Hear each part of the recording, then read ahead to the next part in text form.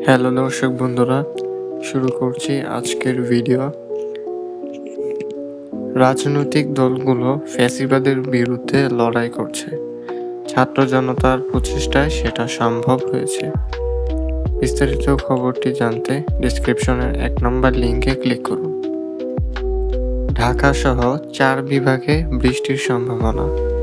রাজশাহী, ঢাকা, ময়মনসিংহ ও খুলনা বিভাগের 2-1 জায়গায় অস্থায়ীভাবে দমকা হাওয়া সহ হালকা থেকে মাঝারি ধরনের বৃষ্টি অথবা বজ্রসহ বৃষ্টির পূর্বাভাস দিয়েছে আবহাওয়া অধিদপ্তর।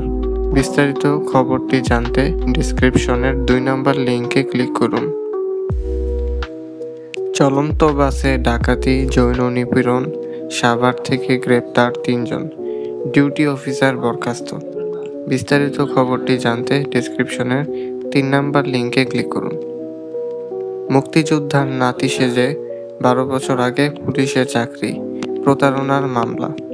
বিস্তারিত খবরটি জানতে ডেসক্রিপশনের 4 নম্বর লিঙ্কে ক্লিক করুন। রাজধানীর মহাখালীর কড়াইল বস্তিতে লাগা আগুন নিয়ন্ত্রণে এসেছে। বিস্তারিত খবরটি জানতে ডেসক্রিপশনের 5 নম্বর লিঙ্কে ক্লিক করুন। মালয়েশিয়ায় অভিবাসন বিরোধী অভিযানে বাংলাদেশি সহ আটক 630 জন। বিস্তারিত খবরটি পড়তে ডেসক্রিপশনের 6 নম্বর লিঙ্কে ক্লিক করুন। ধন্যবাদ সবাইকে।